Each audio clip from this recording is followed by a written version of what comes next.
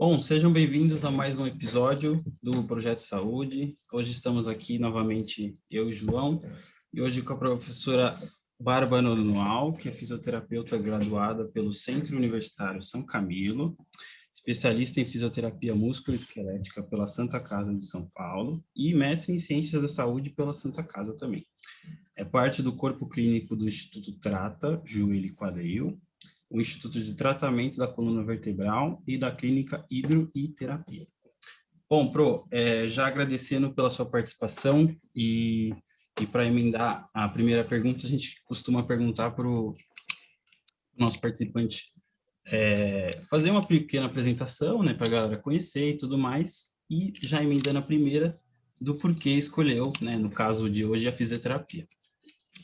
Um clássico, né? Primeiramente, eu queria agradecer o convite de vocês. Eu adoro participar de coisas como essa, principalmente quando a gente sai da formalidade, quando é mais um bate-papo, onde a gente consegue conversar sobre coisas que às vezes no ambiente de congresso, no ambiente de palestra não é cabível, né? Então, agradeço demais o convite, acho uma iniciativa muito legal de vocês, espero que dê tudo certo aí, fico à disposição para o que vocês precisarem. Como já falado aí, eu fiz minha graduação lá na São Camilo, tenho uma gratidão enorme por esse lugar, né? Depois a gente fala sobre isso. Especialista e mestre lá na Santa Casa, então o meu vínculo com a Santa Casa ele foi de 2016 até 2020, que foi quando eu defendi minha tese em dezembro do ano passado, então está bem recente aí, foi bem massa. E as clínicas que eu atuo, tanto o Instituto Trata, o Instituto de Tratamento da Coluna e a Clínica Hidroterapia, eu sou vinculada a essa equipe desde a minha época de graduação. Então, na Clínica Hidroterapia, eu entrei como estagiária e hoje em dia eu me formei na graduação não faz tanto tempo, né? Como vocês podem perceber, eu sou extremamente jovem, mas já fazem alguns anos, então uma gratidão enorme também, me cresci lá dentro, né? E no Instituto Trato e no ITC Vertebral, eu também comecei acompanhando no meu último ano da faculdade, o Thiago Fukuda, que é o grande idealizador do Instituto Trato, ele foi meu professor na graduação, então, desde o início aí, eu vinculada a essas clínicas e até hoje é uma parceria que tem dado muito certo. Então, já dou uma dica aí do porquê eu gosto tanto da minha época de graduação, porque foi onde tudo começou a acontecer e acontece até hoje. E aí vem a pergunta, né, de por que eu escolhi a fisioterapia. E é um pouco não é engraçado, é curioso, mas eu queria ser veterinária, pessoal. Nossa. Eu saí da escola, aí eu falei, eu quero aquela coisa, quero sair de São Paulo, não quero morar com os meus pais, fazer uma faculdade fora. Eu tenho uma relação ótima com os meus pais, não era essa a questão, mas era de querer sair mesmo. Aí eu falei, vou fazer veterinária, vou prestar na Unesp, lá em Botucatu. Aí eu fiz um ano de Interiorzão. cursinho, fiz um ano de cursinho lá no Anglo, e aí na hora de prestar lá a prova tal, eu falei, eu não vou fazer mais um ano de cursinho. Tipo, eu não gostei nem um pouco de fazer cursinho, eu achei um saco. Tem gente que gosta, mas eu achava, vamos logo para a próxima etapa, né? E aí eu falei, eu vou prestar fisioterapia. Por quê?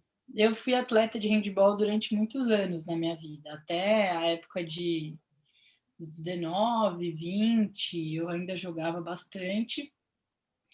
E eu tinha um contato com fisioterapeutas, assim, nunca tive uma lesão importante, mas sabia um pouco do trabalho, acompanhava um pouquinho.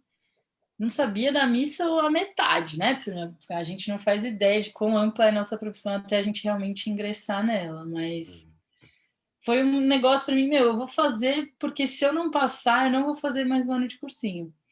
E aí eu passei na primeira fase da Unesp, fui para a segunda fase, só que eu sempre tive um problema complicado com física. Eu ia bem na escola, mas porque eu estudava bastante e conseguia ir bem, mas assim, começou a aprofundar muito, nossa, eu era péssima.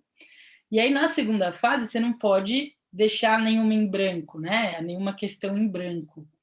E eu fui para a segunda fase já aprovada na São Camilo, em fisioterapia. Então eu fui meio que, yes, né? Já não vou para o cursinho. Ponto importante. E aí eu zerei física, e você não pode zerar nada, você não pode deixar em branco nada, que senão eles nem corrigem sua segunda fase. E aí eu já saí falando, já era, não passei, vou fazer físio.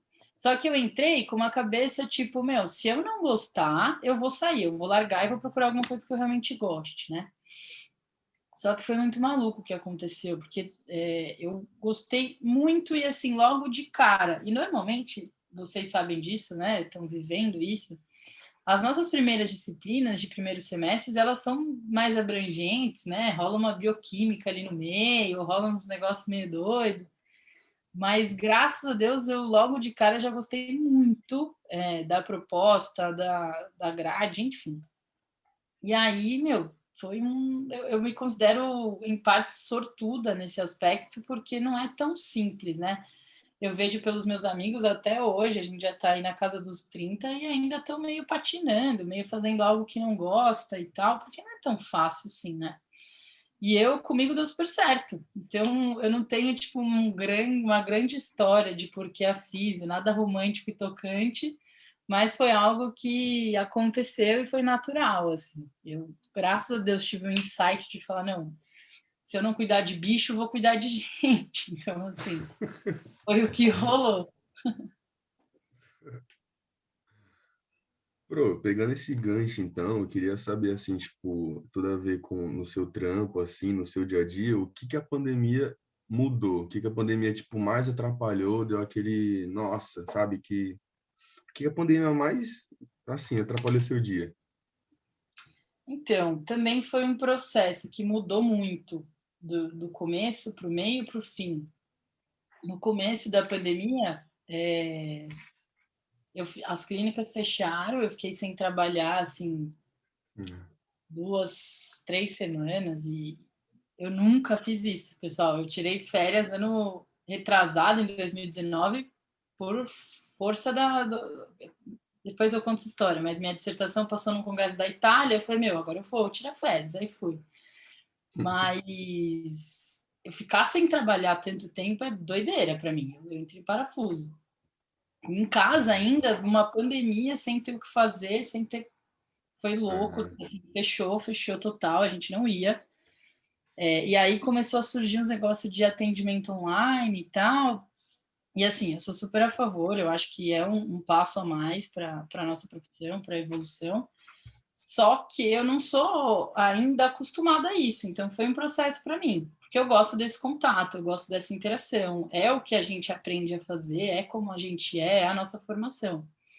Então a gente teve que se adaptar, mas foram nessas 2 ou 3, acho que não completou 3 semanas, porque aí depois a gente entrou como serviço essencial e as clínicas puderam abrir. Só que aí, de novo, foi também um processo. No começo iam poucos pacientes, os pacientes mais velhinhos, a gente falava, não vem, a gente dá um suporte à distância. Os mais agudos, pós-operatório, não tem, pós-operatório tem que ir, senão é uma cirurgia que vai por água abaixo, né?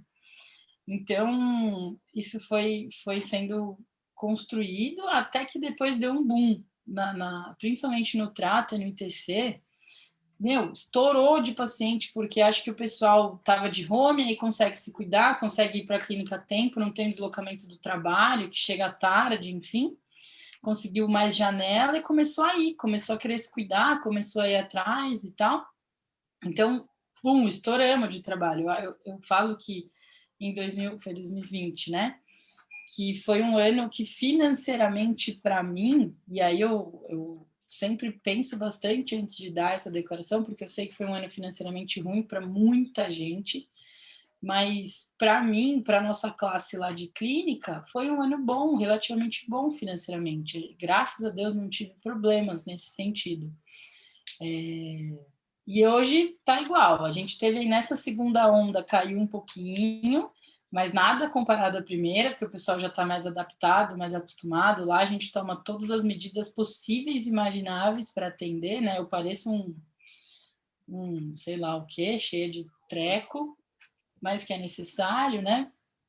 E no começo, o atendimento de luva, para mim, era muito difícil, muito ruim, porque a minha sensibilidade está na minha mão. Eu gosto muito da terapia manual, então era um negócio que eu ficava meio irritada, mas eu sabia que tinha que ser assim. Então, foi sendo construído. O começo foi bem ruim, depois, bum, melhorou muito. Então, a gente foi de 8 para 80, assim. Mas não posso reclamar, de jeito nenhum. Deu tudo muito certo. Roy, você acabou citando de clínicas, né, de pós-operatório, né, de fase aguda. Para a galera que está assistindo aí, que talvez esteja pensando em fazer físio, ou até a área da saúde mesmo, e até mais na ortopedia, assim, acho que seria legal você explicar para a gente qual que é o dia a dia de um fisioterapeuta ortopédico e o que ele de fato faz a favor dos seus pacientes e até esse contato multidisciplinar, toda essa questão. Legal. Na minha opinião, e aí cheia de viés, né? Mas a ortopedia é a melhor área que tem. Mas brincadeiras à parte. Eu admiro todas, mas eu, inclusive, quase fui para neuro. Depois, se vocês quiserem, a gente entra nessa aí de como eu fui nessa linha, mas eu amo ortopedia, sou apaixonada pelo que eu faço e sou feliz todos os dias.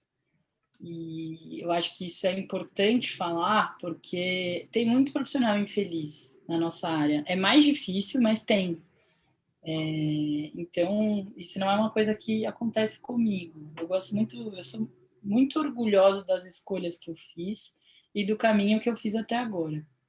E quem me trouxe muita coisa foi a área da ortopedia, né? Então, pensando no profissional, o fisioterapeuta ortopédico, ele pode atuar e atua tanto em ambiente hospitalar como ambiente ambulatorial, né? Então, a gente tem contato com os pacientes lá no hospital, pensando em paciente que está pré-operatório, pós-operatório, então, paciente de trauma, paciente que precisa ganhar mobilidade, um pós-Covid, por exemplo, aí a gente, em conjunto com a área respiratória, a gente atua bastante. E no ambiente ambulatorial, a gente vai tratar todas as afecções musculoesqueléticas. Então, um paciente com dor, por exemplo, e é uma dor de origem musculoesquelética, vai vir para a gente. Então, uma dor cervical, uma dor no ombro, uma dor na coluna lombar, uma dor no quadril. E também a gente atua, e aí é o cenário mais maravilhoso de todos, mas que é o que mais contra assim, a nossa cultura, que é o cenário preventivo, né? Então, eu tenho meus pacientes corredores, por exemplo, que não tem dor nenhuma, mas que o trajeto ideal é ele fazer um programa preventivo para prevenir ele de ter alguma lesão, porque ele acumula fatores de risco para muitas coisas. Estou dando o exemplo do corredor, mas podia ser um crossfiteiro, podia ser um jogador de futebol. Então, por isso que em todos os clubes, né, a maioria, acredito eu, a gente tem fisioterapeuta à parte do corpo ali, técnico, de treinamento de todos os atletas, de todas as modalidades. Por quê? Porque eu não quero que ele tenha uma lesão, então eu quero que ele continue jogando, o clube paga muito caro para aquela pessoa estar ali, e é o nosso trabalho ajudar ao máximo, né? Eu brinco que a gente não é bruxo, nem curandeiro, nem nada disso, mas nem vidente, mas é o nosso trabalho trabalhar nessa retaguarda com atletas pensando em prevenção de lesão. Mas eu extrapolo para ambiente sedentário também. Então, assim, a gente está todo dia envelhecendo, a gente sabe quais são as consequências do processo natural do envelhecimento. Então, o ideal é que eu tenha um manejo dessas possíveis consequências do envelhecimento. Então, e aí, óbvio, um trabalho muito junto com educadores físicos, porque não necessariamente eu preciso fazer um preventivo somente com físico, eu posso fazer um preventivo com um educador físico, pensando, não pensando em reabilitação, porque extrapola a área dele, joga na nossa, mas pensando em saúde, né, em manter-se ativo. Muita coisa é prevenida com a prática de exercícios, então não tem mágica, né? Se todo mundo seguisse essa recomendação, ia ser tudo mais fácil. E talvez as nossas clínicas menos cheias de pessoas com dor. Né? Mas eu acho que o contato do físio em ortopedia, ele flui muito bem dentro de área hospitalar. A gente ganhou um... Óbvio, né, pessoal? E aí, ressalvas, existem profissionais e profissionais, né? Médicos e médicos, físios e físios, nutris e nutris, e aí pôr na balança. Mas, teoricamente, o físio ortopédico, ele ganhou e garantiu o seu espaço nessas áreas. Então, para um cirurgião, por exemplo, se ele tem um fisioterapeuta bom, de confiança dele para reabilitar aquele LCA, ele fica muito mais confortável, ele vai atingir uma taxa boa de sucesso, a gente também tendo um bom contato com ele. Então, tanto intra quanto extra-hospitalar, esse contato físio e ortopedista funciona. Óbvio, óbvio, óbvio, e 1000 vezes, né? Existem ainda muitos que acham que vão prescrever tratamento para o meu paciente, né? E aí é algo que eu acho que ainda vai acontecer há alguns anos, só que é algo que a gente tem que se impor também. Não adianta nada eu ter uma formação que eu considere boa, fazer curso, não sei o quê, e aí quando chega um médico e fala que eu tenho que fazer tal coisa que não faz o menor sentido contando com a ciência, porque não é a área dele, não é a obrigação dele saber, eu vou e faço, aí deixo de fazer o que eu sei que é, então acho que tudo tem que ser conversado. Não entendi. Lá no ambiente da Santa Casa, por exemplo, é um hospital escola, né? Então, nós, residentes de fisioterapia, temos extremamente um contato próximo com os residentes da ortopedia, médicos da ortopedia.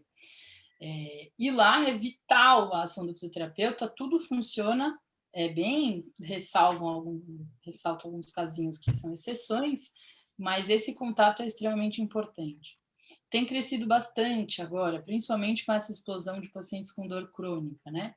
Um contato mais próximo do físio com a psicologia, é uma coisa que, na minha opinião, e também com alguns vieses, mas é extremamente importante, né? A gente já sabe que o paciente com dor crônica, ele vai desenvolver ou pode desenvolver muitos aspectos depressivos, ansiosos, de sensibilização central, então muita coisa que às vezes extrapola o nosso braço, né?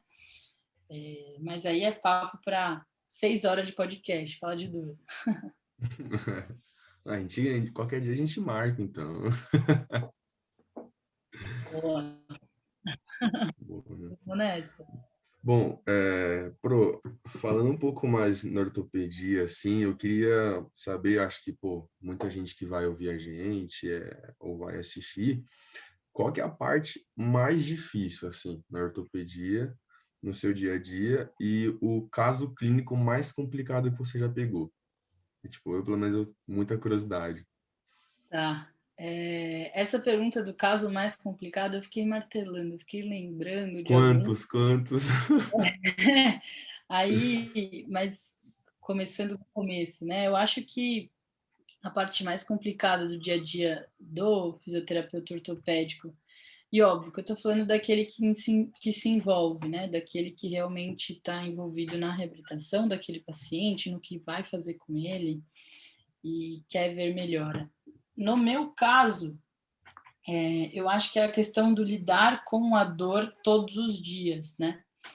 Porque é muito ruim, né? A gente, óbvio, recebe pacientes mais leves, mas os pacientes que vão muito graves, é uma ansiedade no paciente, porque ele não aguenta mais sentir dor. Ele está depositando lá no nosso ambiente clínico, que só atende, por exemplo, pacientes, não atende convênio, né? Então é só particular. Ele está depositando muitas vezes todas as fichas que ele tem, toda a energia que ele tem em você, para você resolver o problema dele. E eu, no primeiro momento que eu tenho com o meu paciente de avaliação, de conhecer ele, antes de ir para o exame físico e tudo mais, eu tenho essa conversa de que eu possuo as ferramentas que eu vou entregar, eu vou fazer tudo o que eu tenho, só que não depende só de mim, depende muito mais do paciente, de como que ele vai usar essa ferramenta, se ele vai usar, se ele vai aderir, se ele vai me escutar, se ele vai fazer as coisas que a gente pediu fora do ambiente clínico, né? Então, eu sempre divido essa responsabilidade. Eu falo, a gente está jogando aqui com, dependendo do momento que o paciente está, com 60-40. Então, assim, eu preciso que você esteja comigo, esse é um trabalho em equipe, eu e você, porque para mim essa é a parte mais difícil. Essa ansiedade do paciente querer melhorar, jogar toda essa carga em você e todos os dias a gente ter que lidar e ouvir falar sobre dor, dor, dor. Dependendo de como você leva isso, se torna um negócio mais maçante, mais pesado.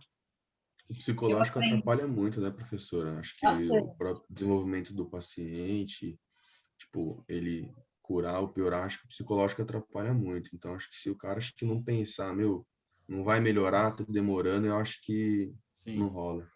E aí ele já Sim, tem todo um Muito difícil. pensamento sobre o que é a fisioterapia, sobre o que o meu médico falou que eu tenho que fazer, sobre os remédios que eu já tomo. São várias questões que a gente pode falar por horas aqui, como você falou. É verdade, é verdade. exatamente. E acho que de caso mais difícil, eu acho que me salta um da minha época de residente, que ele foi o mais difícil de absorver, não necessariamente de lidar. De lidar também era difícil, mas o desfecho, assim, eu acho que foi mais complicado e é algo que, infelizmente, a gente tem que saber lidar, né? Acontece. Era uma paciente de politrauma, lá da Santa Casa, eu era residente ainda, e ela tinha fratura na tíbia direita, se eu não me engano, tíbia direita, terço distal, fêmur esquerdo, terço proximal, e uma fratura de vértebra. Nossa Acho que era senhora. isso. Faz um tempo já, eu lembro muito mais do resto do que do quadro em si, mas era um paciente politraumatizado. Muito comum lá na Santa Casa, muito, muito, muito, porque os traumas ferrados vão para lá, que é uma área de referência. Uhum. Então, isso acontece muito com o pessoal que se joga de ponte, enfim, Ô, do louco, trilho é. do trem. É. E eu lembro que ela era uma senhora, ela foi um tombo besta, não lembro como foi, mas enfim, já tinha uma fragilidade óssea, tudo que convergia aí para as fraturas. E aí ela tinha 85, 86, quase uns 90. Nossa. E quando a gente começou, aí eu falo a gente porque lá a gente trabalha em grupos, né? Então, Uhum. cada 3 meses eu tô com um grupo em um lugar. Mas aí depois a gente fala disso. A gente começou a atender ela estava bem, extremamente lúcida, totalmente, assim, conversando sobre tudo que vocês imaginam. E ela já tinha abordado uma fratura, precisava esperar a prótese da outra, a de coluna acho que ia ser conservador, não era uma fratura com desvio, enfim.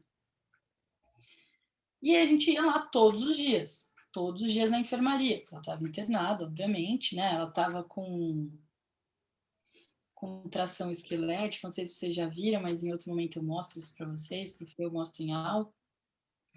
E era um quadro difícil, porque a gente tinha que manejar tudo isso, tinha que dar mobilidade para ela, só que ela estava toda cheia de coisa. Um paciente politrauma é isso, né? E aí ela ficou, os 3 meses que a gente ficou lá, ela ficou quase 2, beirando o terceiro, esperando a prótese de quadril. Porque lá na Santa Casa, em hospitais públicos, a gente sabe que muitas vezes falta material, ou o material que chega, ele tem que ser destinado a outras pessoas, enfim. Normal do nosso sistema, né, público.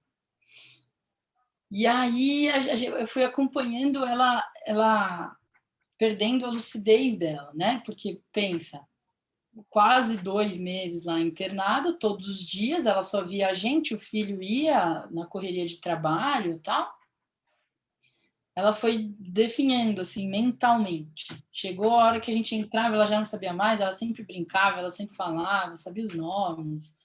Ela foi decaindo, decaindo, decaindo e a gente, meu, quando que vai chegar? Quando que vai chegar? Ela precisa sair daqui, ela precisa. E aí chegou. Chegou. Eu lembro que um dia eu fui atendê-la, ela não estava lá. Aí eu fui correndo no prontuário, tal, aí a enfermeira falou: "Não, ela subiu, tá na UTI que vai operar". Falei, nossa, estouramos, né? Yes. E aí ela não suportou a cirurgia, acabou falecendo. Então foi para todo mundo, assim, foi meio que um baque, que a gente falou, tipo, putz, talvez tivesse acontecido antes, talvez se ela não tivesse ficado tanto tempo exposta, tanto tempo esperando. Então eu acho que quando eu penso em dificuldade do nosso dia a dia, assim, eu penso muito mais nisso, né? No que falta, e não um quadro difícil de eu abordar. Isso tem todo dia, turma. Alguma coisa é mais difícil que a outra, algum paciente demora mais que o outro para reagir a coisas que teoricamente deveriam reagir. Mas quando eu penso em dificuldade, está muito mais ligado a isso. Aí eu ter que entender que não tinha o que eu fazer, não tinha como eu ir lá comprar uma prótese e pôr nela, não tinha como eu ficar lá todo dia estimulando a mente dela, falando, estamos aqui, também isso aí, né? Então, eu penso nisso. Quando vocês falaram de caso difícil, de maior dificuldade, eu acho que foi isso, porque foi uma ansiedade de 2, 3 meses, para a hora que resolveu, não deu certo. Então, não dá certo, sim. foi bem complicadinho, assim, mas infelizmente é algo que a gente tem que saber lidar. Eu não posso acabar com o meu dia, acabar com o meu mês, puxar tudo isso para mim, porque a vida vai seguir, eu tenho outros pacientes, tudo tem que acontecer, né? Mas faz sentido isso que você falou. Para eu entender o que você quis dizer, que né, a gente fala em caso clínico mais difícil, não, fulano de tal, pô, fraturou bastante, mas a gente conseguiu reabilitar ele ali certinho. Mas eu acho que, tipo, eu acho que o mais difícil mesmo, acho que para todo profissional da área da saúde, eu acho que deve ser a perda, qualquer tipo de perda, tipo, você lidar com isso, porque, tipo, você se esforçar para reabilitar aquela pessoa, e você vê que por conta do sistema, que nem você falou, a pessoa, sabe, demorar a chegar algum equipamento, a prótese no caso, e a pessoa não resistir. Eu acho que deve ser, acho que o mais difícil é lidar com isso mesmo. Não com Exato. coisa que a gente foi treinado, foi formado a fazer todos os dias, né? Acho que é mais Exatamente. difícil mesmo.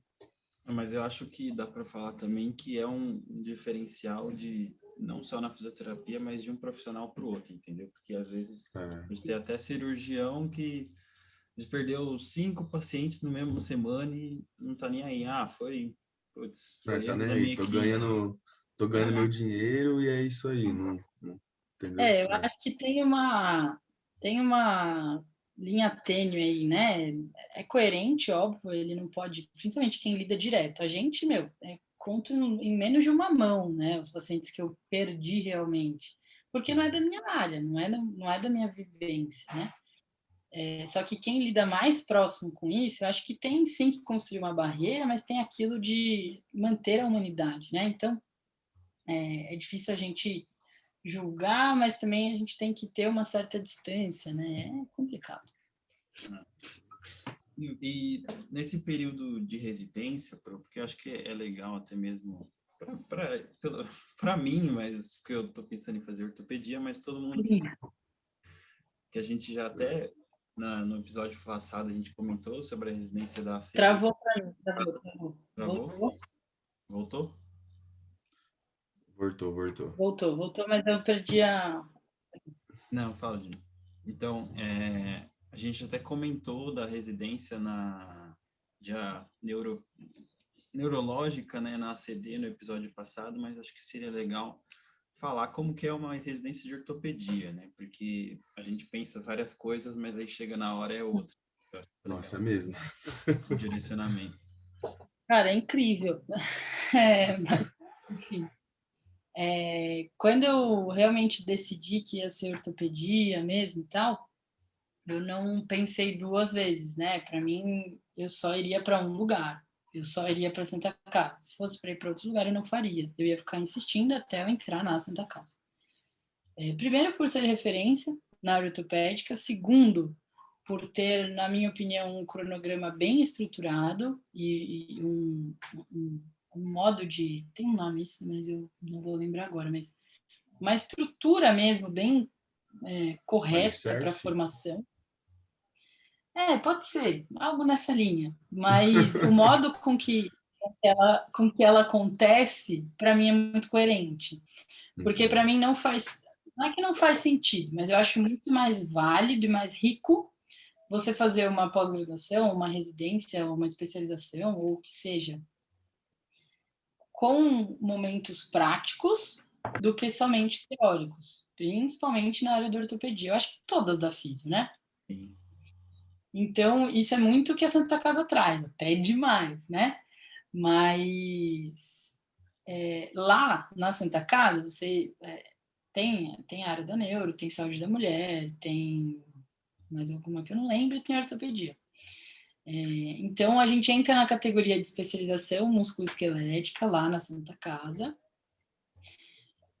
O processo seletivo, para mim, foi um dos dias mais curiosos e legais da minha vida, porque tem a prova teórica, beleza, vai lá, teste, manda ver. Uma das provas mais difíceis que eu prestei, e eu prestei residência na Unicamp, na CD, eu queria muito entrar,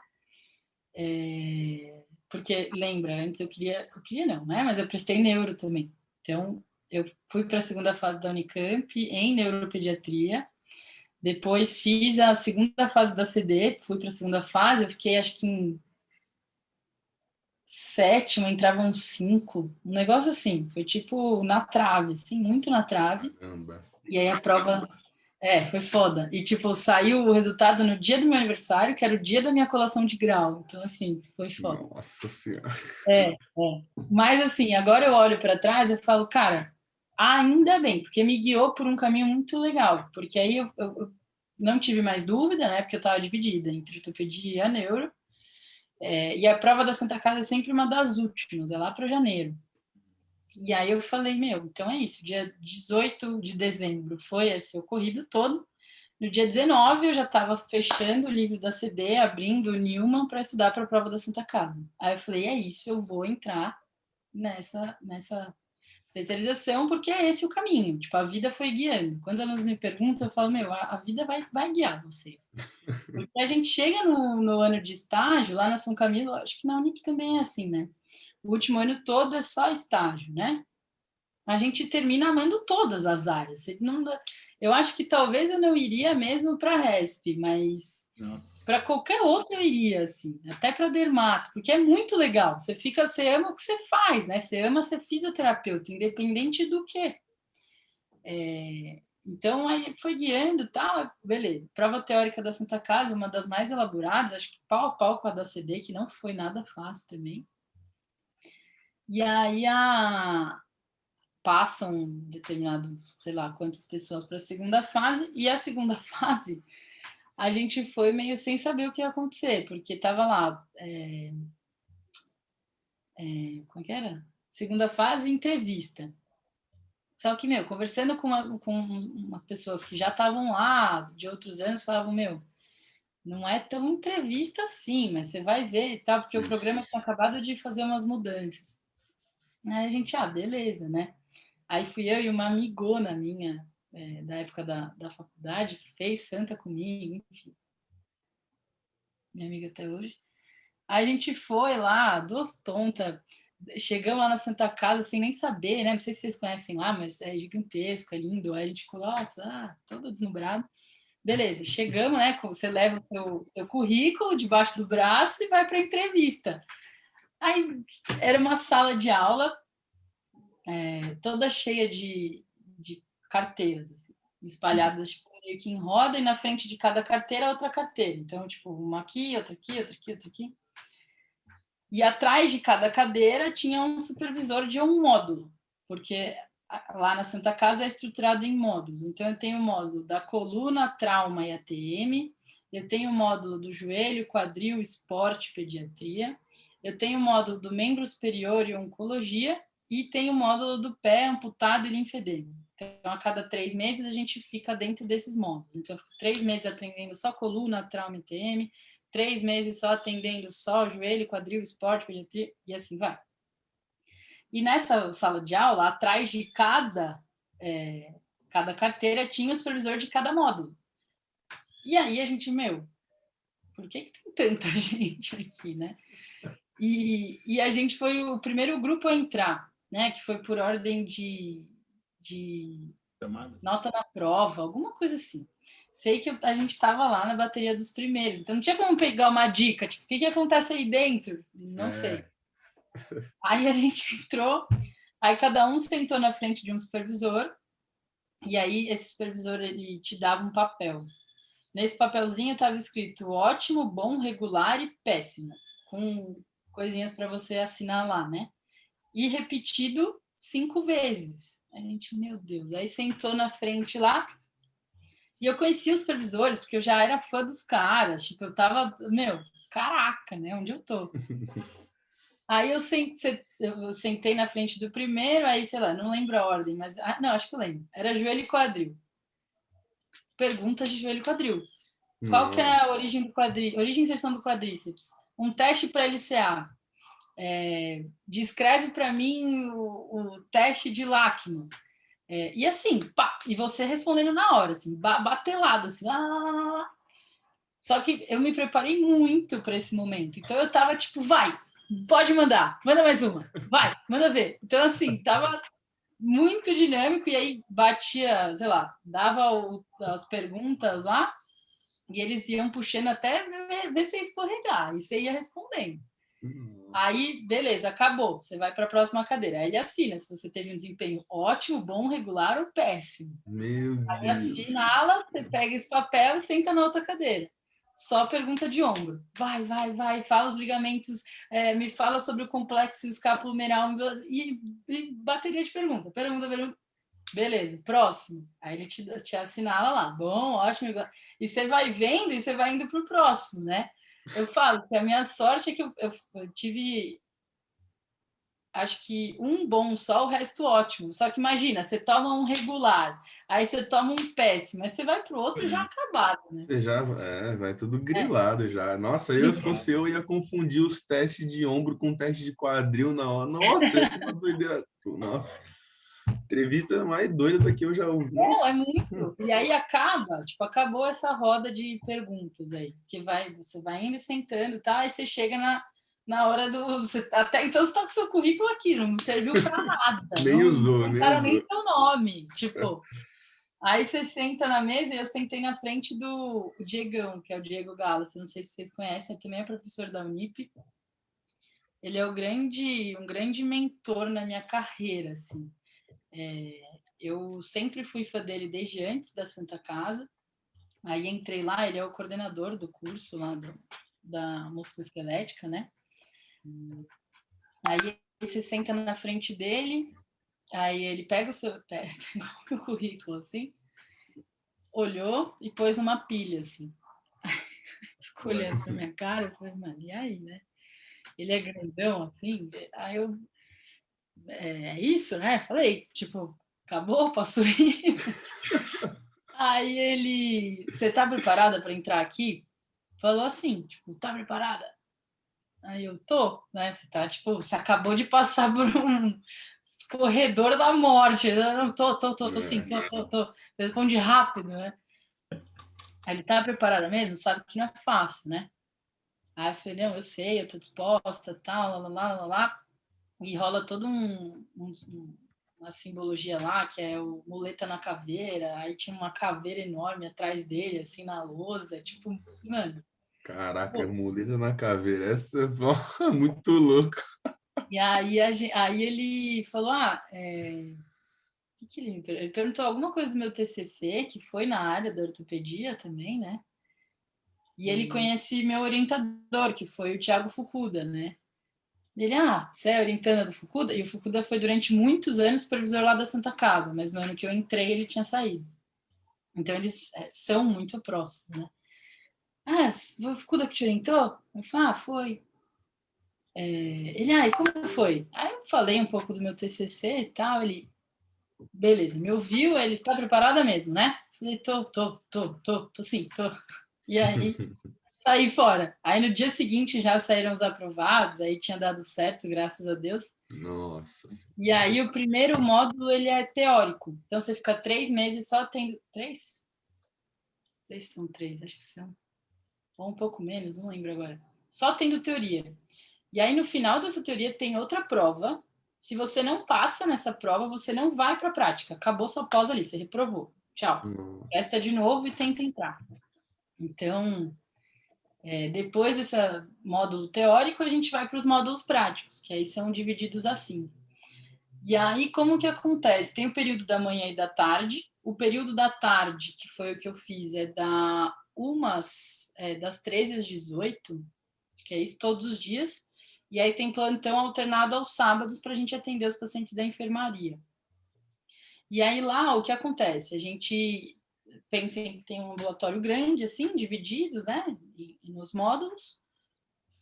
E aí, todos os dias você tem pacientes, das 13 às 18. E aí, o último horário, não, acho que é das 13 às 17, o último horário é discussão. Todo dia tem alguma discussão. Então, sei lá, hoje a discussão é minha sobre um artigo que saiu ontem na JOSPT, por exemplo. Então, eu tenho que chegar em casa, montar uma apresentação e voltar sabendo tudo sobre aquele artigo.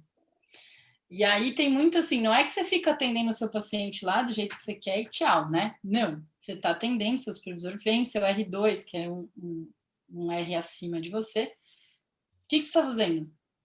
Ah, estou fazendo isso e isso. Por que você está fazendo isso e isso? Ah, por causa disso, disso e daquilo.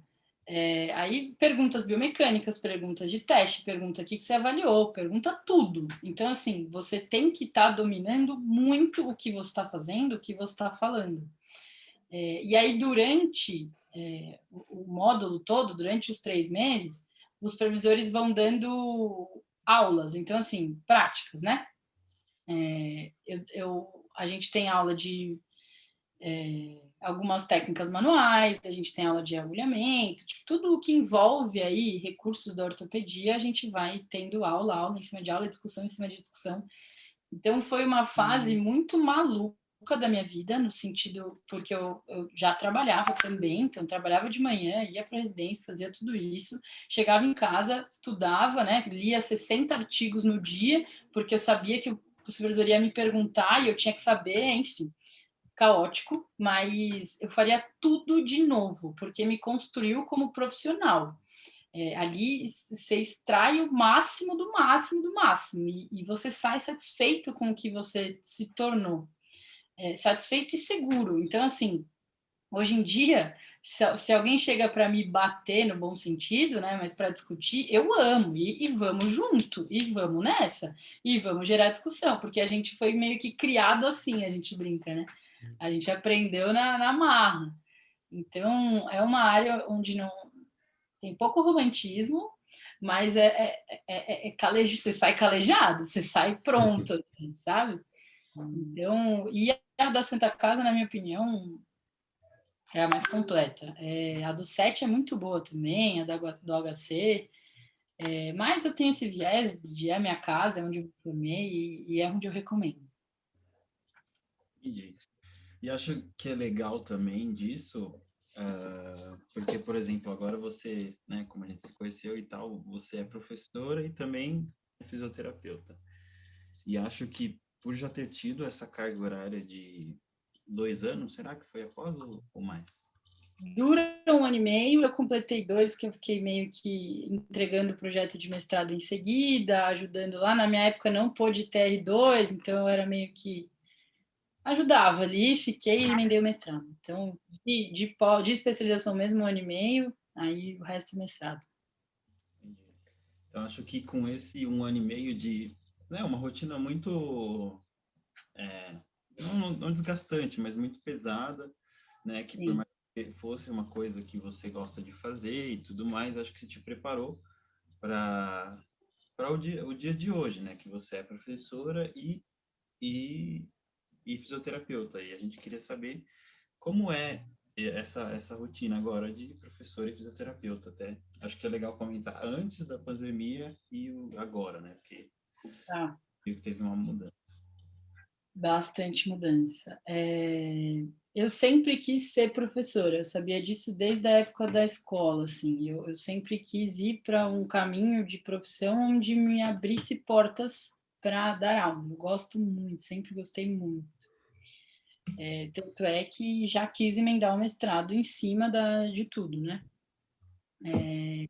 Então, assim, para mim, eu falo para os alunos até, eu estou num momento da minha carreira onde eu estou completamente realizada, porque eu sempre quis essa rotina que eu tenho, que eu queria clinicar e queria dar aula, não queria abrir mão de nenhum dos universos, porque eu acho que um complementa o outro. Principalmente por eu ser mais jovem. Então, se eu não continuo adquirindo experiência clinicando, a minha aula ela fica menos rica, né? Eu tenho menos coisa para trocar com vocês. Então, eu sou extremamente feliz em ambiente de sala de aula. Eu gosto bastante. Não é fácil, porque é uma rotina muito apertada. Então, por exemplo, amanhã meu dia começa às 7 da manhã na clínica, eu saio da clínica às 18, atendo direto com 1 hora de almoço, minha agenda está lotada, graças a Deus. E aí eu tenho que entrar em Alphaville com os alunos do laboratório às 19h10. Então, assim, eu chego às 19h05, porque eu moro na Zona Norte, turma, é distante. Então, assim, eu chego às 19h05 e aí acabo com eles perto das 10, das 22, saio, volto, vou chegar em casa quase 11 horas e eu tenho que preparar coisas para terça, para quarta, para quinta. Então, assim, é uma rotina embaralhada, muitas vezes eu me pego cansada mesmo, até dirigir, esse deslocamento é complicado, mas é extremamente gratificante, porque não é um cansaço, tipo, melindroso, tipo, ai, meu Deus, amanhã meu dia tá cheio. Não, tipo, yes, meu dia tá cheio, eu vou dar aula, eu vou ter contato com os alunos, porque isso para mim faz muita, muita, muita diferença. Eu entrei na Unip, deixa eu fazer as contas aqui, 2020 não foi, 2019, 18, 19, foi 18, segundo semestre do 18, acho. Então, eu tive a vivência, né, do presencial, de aula teórica, pipipi, pó, tudo certinho. E, melhor cenário para mim, eu gosto muito. Foi para online. Acho que a única parte boa do online que tira essa carga de deslocamento, ponto final. Mas eu prefiro me deslocar muito todos os dias e estar presencial com os alunos. Porque eu sinto que para vocês é muito diferente. O jeito que vocês chegam, por exemplo, esse semestre que eu estou com disciplinas, estou com mais disciplinas práticas do que teóricas. E eu não estou com as teóricas das práticas que eu estou. Então, o jeito que vocês chegam no laboratório é muito diferente. Vocês chegam mais crus, entre aspas, porque se perde coisa no online. Não tem como falar que é a mesma dedicação de vocês, sabe? E não que seja culpa de aluno, mas é algo que ninguém está adaptado 100%, acostumado, que vai conseguir manter o mesmo rendimento. Então, eu acho que se for para manter, vamos pensar aí, se fosse para manter disciplinas online, eu acho que ia ter que mudar muito o método de avaliação, de cobrança, para ficar algo mais vivo em vocês, assim, para vocês não deixarem a peteca cair. Então, eu senti muita diferença nesse aspecto. A interação é muito menor. Eu, em aula, eu fico cutucando, eu fico espizinhando vocês para vocês participarem e tal. E no online isso não acontece, né? No online vocês podem simplesmente mutar e falar, deixa ela falar, tipo, ela não tá vendo o que eu tô fazendo, sabe? Então, é diferente. Eu acho que é o que a gente tem que viver, não tem outra alternativa. Eu acho que a gente tem que respeitar, sim, todas as normas possíveis, porque não tá fácil, mas que ainda se perde muita coisa, de contato, de vivência. Eu acho que o modo com que a gente passa talvez não perca tanto, porque uma aula que eu estou falando, uma aula teórica, não tem grandes diferenças de eu estar ali ou não estar ali. Mas o modo de cobrar, o modo de interagir, isso muda. Isso muda. Porque criou um distanciamento maior, né, entre vocês e a gente. Vocês, às vezes, não querem ligar a câmera, às vezes não dá para ligar, às vezes não quer falar, e não tem microfone. Então, é diferente. Mas acredito que logo isso volte ao normal, né? Voltemos à rotina presencial. Vai sim. Então, acho que o Fer tem contas aí. Vai, João. Então, Pro, queria perguntar um pouco a respeito, você comentou que você é bastante jovem, eu queria saber de verdade, do seu plano de Ela falou futuro de isso na primeira carreira. aula, primeira coisa. Então, não, Gente, porque a assim, Bárbara tem 28 anos. você falou que você está bem de carreira agora, que você está onde você queria estar, mas, pô, a gente olha para você, assim, pelo menos eu olho e falo, meu, caramba, qual que é seu plano futuro? Sabe, tipo, o que você quer mais? Está nos sonhos, né?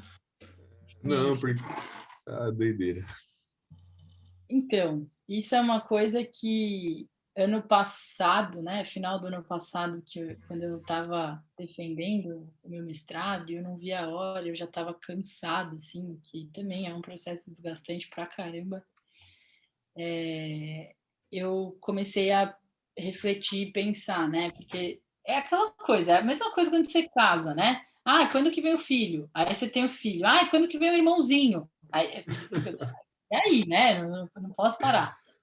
Então, a mesma coisa, né? O mestrado. Ah, e aí, quando que vem o doutorado? Aí você fica tipo, deixa eu respirar um pouco, né? Então, foi algo que, assim, se você me perguntasse no início da minha especialização, no início da minha residência, que eu estava com sangue nos olhos, né? Querendo absorver o mundo inteiro e curar o mundo inteiro e resolver todos os problemas do mundo, eu ia falar para você que eu tinha um plano de fazer o mestrado, emendar o doutorado e seguir, né? Hoje, tendo terminado o meu mestrado, outro momento de vida que eu tô, eu já quero dar uma respirada. Porque o que acontece? Eu vim emendando uma coisa na outra, né? Eu acho que isso é muito bom, porque me abriu muitas portas, eu consegui coisas. Eu não acho que eu tenho pouca idade, mas antes dos 30. Então, eu acho que eu mudei um pouco o meu pensamento. Eu não estou falando que eu não vou fazer doutorado, mas é algo que está em reflexão. Não é algo que eu vou emendar logo de cara. Eu tenho muito uma vontade absurda de conhecer o mundo, viajar. Então, é algo que eu quero muito fazer, seja através da minha profissão ou não, né? O ideal é que seja. A gente tem alguns projetos lá que envolveriam talvez uma tese de doutorado ou não, mas com uma experiência com um pesquisador que eu sou muito fã lá fora. Eu não vou dar spoiler porque não sei nem se isso vai acontecer, mas eu acho que para os meus planos agora é estruturar a minha vida a vida, assim. Então, eu acabei de mudar para o meu apartamento, estou construindo coisas pessoais, eu tô pensando mais nisso, eu estou querendo aumentar, né, a minha vida acadêmica no sentido de aula mesmo, fazer cursos voltados aí a ensino, tentar aprimorar esse lado também, não só o lado de ortopedia, de mão e de clínica e de sabedoria específica, né? Penso futuramente em ter a minha própria clínica. Não é algo para ontem, porque eu gosto muito de como funciona o meu ambiente de trabalho. Assim, eu não tenho o que reclamar. No trato e no ITC eu sou registrada, então é muito difícil você achar fisioterapeutas de clínicas que seguem um regime CLT. E isso é muito bom. Isso aconteceu ano passado. E deu uma estruturada muito legal, uma estabilidade. Eu tenho férias, eu tenho 13º, é outra coisa da vida de autônomo, que tem sim suas vantagens, e eu vivi durante anos só nessa correria de autônomo. E aí a gente tem participação em lucro, tudo está funcionando muito bem. Então não é algo que eu quero para ontem, o meu negócio, até porque eu jamais daria esse passo sem estudar gestão, sem entender sobre uma noção básica de marketing, uma noção básica de como ter um negócio, porque eu acho que é um tiro no pé, fisioterapeuta que não manja nada disso e abre uma clínica. Então, é algo que eu quero para o meu futuro, a minha clínica, o meu espaço, só que é algo que eu ainda preciso construir, eu ainda preciso estruturar. eu jamais nessa ansiedade daria esse passo em falso. E talvez aí um doutorado, mas quem sabe, eu ainda tô descansando ainda do mestrado. Pro, e você, a gente sabe que, né, todo fisioterapeuta tem seu apoio, não apoio, mas tem sua estabilidade e tudo mais, e dos órgãos públicos da fisioterapia, tanto de São Paulo quanto no nacional mesmo, você acha que tem, né, um apoio mesmo desses órgãos e se tem alguma coisa que pode melhorar, o que você pode citar que é bom, que não é? Fê, a minha experiência e proximidade com os órgãos e com essas especificidades, assim, elas são poucas, elas são rasas. Por que eu digo isso? Nunca aconteceu uma situação em que eu precisei ou em que eu tive algum problema, ou enfim. Então, lá nas clínicas, por exemplo, de tempos em tempos, e isso acontece sem aviso prévio, vai um agente do CREFITO fiscalizar o ambiente, fiscalizar a evolução de paciente, como eles estão no sistema, como não estão, como que é organizado essa evolução, essa avaliação. E assim, lá na clínica tudo funciona muito bem, é bem organizado, a gente nunca teve nenhum problema. Só que eu acho isso uma ação extremamente necessária, principalmente pensando na qualidade do serviço que a gente oferece. Porque eu estou oferecendo um serviço, né? Alguém está pagando pelo o que eu posso oferecer. Então, para manter a riqueza da nossa profissão, eu acho isso extremamente válido. Porque permitir que clínicas com pouca higiene, que não se importa com a evolução, coisas, né, que são mínimas, básicas para a gente ter um bom ambiente de trabalho, é extremamente importante. Então, o que eu posso opinar e o que eu posso dizer sobre esses órgãos e como eles funcionam é a importância e a riqueza dessa fiscalização. Talvez para alguns ambientes clínicos isso não seja muito bom, porque você vai tomando correções, medidas corretivas que tem que existir, mas eu acho que é necessário para que a gente tenha um crescimento aí da nossa profissão, né? Que a tendência é essa, né? Eu acho que eu não sei em quantos anos isso talvez aconteça, mas a gente está entrando devagarzinho num momento da nossa profissão onde os convênios começaram a perceber que é muito mais barato eles investirem numa mão de obra fisioterapeuta boa do que pagar uma cirurgia que é extremamente cara. Então, a gente está começando a entrar nesse caminho onde eles estão começando a perceber que a gente, sim, se com condições, consegue reabilitar muito bem e muito mais barato que uma cirurgia lombar, por exemplo. E isso abre espaço para a gente, né? A gente começa a ganhar mais espaço, porque a realidade de uma clínica de convênio com a realidade da clínica lá as clínicas onde eu atuo, que são particulares, não tem nada a ver. O modo como é como é manejado o paciente é outra história, porque é outra estrutura, porque o físio está ganhando R$ 5 por hora, então assim, não tem como, né? E é só isso que o convênio cobre, nada mais, não tem outra opção. Então, a gente está começando devagarinho a entrar nesse meio onde eu falo pelas condições ortopédicas, né?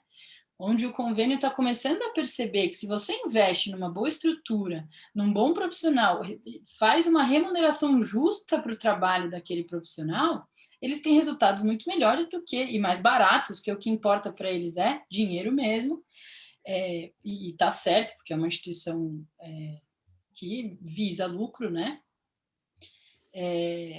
Se investir nisso é muito mais barato do que ele pagar a cirurgia para um cara.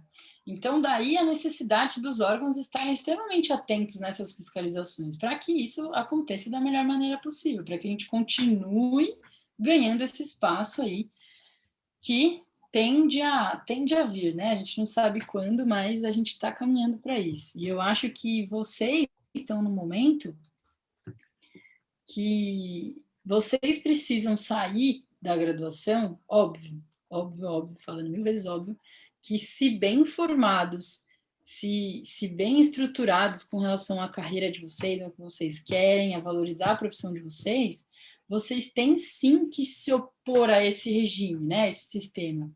Porque eu não culpo o fisioterapeuta que atende lá pacientes por convênio, não é culpa dele. É óbvio que ele vai ter que atender 10 pacientes numa hora para ele ganhar um valor justo por hora, né? Porque pensa, se ele atender igual a mim, um paciente por hora, cara, ferrou, né? Ele vai ganhar no mês, sei lá, fazer essa conta, mas muito pouco para ele sobreviver. Então, eu acho que vocês, bem formados e bem estruturados, têm que buscar cada vez mais, né? Eu estagiei, meu primeiro estágio na Físio foi numa clínica de convênio, eu estava no terceiro ano da facul, terceiro ou quarto ano, não, quarto eu me formei, eram 4 anos. Eu estava no terceiro, começo do terceiro, antes do estágio, é isso mesmo. E aí eu fui... e tive essa vivência, tive essa experiência, falei, não é isso que eu quero. O que eu preciso fazer para não ter que estar envolvida nesse sistema, né? E aí, óbvio, o fisioterapeuta ele faz o que ele pode e o que ele não pode dentro daquela hora para ajudar todo mundo. Só que não dá, né? Foge, você fica patinando um pouco.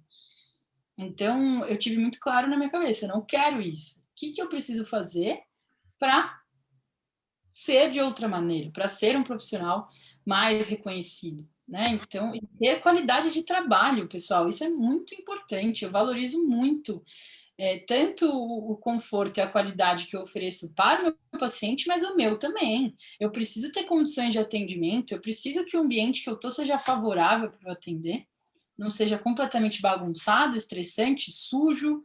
Então, isso é muito importante. Vocês têm que valorizar cada vez mais, porque a formação de vocês não é barata, custa muito tempo da vida de vocês. Depois disso, vocês vão se especializar, vai custar mais tempo e mais dinheiro. Então, precisa valorizar. Então, eu sempre falo isso para aluno meu, para não sair, porque é muito fácil a gente se acomodar, pessoal. E não tem nada errado em você não querer fazer uma residência, por exemplo. Não tem nada errado nisso, é o planejamento que você fez. Só que busque um curso. Alguma coisa você tem que, eu acho, né, que tem que especializar, você tem que drenar alguma coisa para ser um profissional com um direcionamento, né? Porque o cara vai procurar um fisioterapeuta que não tem especialização para o problema dele ou um que tem, né? É meio óbvio. E aí, essa é a importância, né, de vocês se valorizarem cada vez mais e mais e mais. Porque é muito fácil, eu até falei isso em aula, acho que foi para a turma do Fê. É muito fácil a gente ouvir que fisioterapeuta não ganha dinheiro, que fisioterapeuta é pobre. Pessoal, eu estou longe de ser milionária, né? Vamos jogar real. Mas eu tenho uma vida confortável e ninguém me ajuda, sou eu e eu mesma, né? Não é que meu pai me banca, não tem essa. Então, assim, eu acho que é fácil falar que fisioterapeuta é pobre, é acomodado, não é uma profissão que não tem coerência, é só choquinho, e é só isso, só aquilo, por isso que não ganha dinheiro. Se a pessoa não faz nada, aí qualquer profissão que você for, você não vai ser bem sucedido, né? Então, eu acho muito. Eu ouvi muito isso quando eu escolhi a profissão, durante a graduação, sempre tem alguém, mas físico. Aí você fala, cara, físico, sim, e assim, eu sei que eu tive que ralar, eu sei que eu tenho que ralar até hoje, porque senão já era, né? Eu vou diminuir minha qualidade de vida. E eu quero buscar cada vez mais qualidade de vida. Então, assim, e é possível, tem margem para isso. Dá para você se qualificar a ponto disso. Então, eu dou o exemplo do Thiago Fukuda. Não sei se vocês conhecem ele, mas sigam o trabalho dele. Ele é referência mundial em fisioterapia. Ele é um puta de um empresário, então ele é extremamente bem sucedido e tudo foi a físio que trouxe para ele. Então, assim, é você querer, é você buscar. Você vai ser pobre e passar dificuldade se você for um engenheiro que não se coça para trabalhar. Não faz sentido isso para mim. Mas é sempre um espaço que a gente tem que buscar. É sempre algo que a gente tem que, martelar o nosso valor e tudo mais. E eu acho que é extremamente importante vocês saírem com essa cabeça já de, o meu trabalho é bom, eu sou bom, vou me aprimorar mais e vou conseguir conquistar as coisas que eu quero. É isso. Eu ia até perguntar, não, para você pode deixar um recado aqui para os alunos. Só que já foi, né, Fer? Acho que já deu um... Não, mas, pô, uma... assim que é bom. Bom, então acho que para a gente não tomar mais do seu tempo, acho que já foi essa horinha que a gente passou já foi muito proveitoso. Novamente, te agradecer por ter aceitado o convite e eu abro esse espaço para você fazer se promover, né? E deixar redes sociais e tudo mais. Boa. Pessoal, me sigam nas redes. Meu Instagram é @barbaranoal.fisio. Eu tô em falta com ele aí, mas eu tô com um planejamentozinho, agora dá tempo de dar uma estruturada melhor, postar mais coisas para vocês acompanharem o trabalho, a rotina clínica, que é legal, é muito gostosa. Eu acho que eu já dei um recadinho, mas eu quero dar outro, que para vocês, que acho que a maioria que vai ouvir a gente talvez seja aluno ainda, em formação, né? Eu sempre brinco com isso, né? Meus orientandos de TCC, quando eles finalizam e terminam o ciclo, e até quando eu dou aula para os bichos, né? Bem-vindos à melhor profissão do mundo. Eu acho que sigam firme na escolha de vocês, a chance de vocês serem muito felizes é gigantesca. E muito tempo eu vivia nessa, né? De que buscar mesmo felicidade e atingir coisas que vão me deixar felizes, né? Não só o material, óbvio, que anda em paralelo, mas buscar fazer coisas que te deixem felizes, né? E graças a Deus o meu trabalho é uma delas, porque eu tenho que fazer ele durante muitas horas todos os dias. Então, e é gratificante demais, pessoal. O sentimento que é um paciente melhorar por coisas que vocês fizeram juntos, você e eu, paciente, é muito gratificante. Vale qualquer perrengue, vale acordar cedo, já faz o dia, vale trabalhar no sábado às vezes. Então, eu não tenho o que falar da nossa profissão, eu acho ela incrível, maravilhosa, em qualquer uma das áreas, né? Ortopedia, talvez mais. E contem comigo aí para o que der e vier. Boa sorte na trajetória de todos. Valeu, professor. Muito obrigado. Então, fica assim, nosso episódio terminando. Para você que não nos acompanha, siga lá Projeto Saúde, podcast Projeto Saúde, e até a próxima.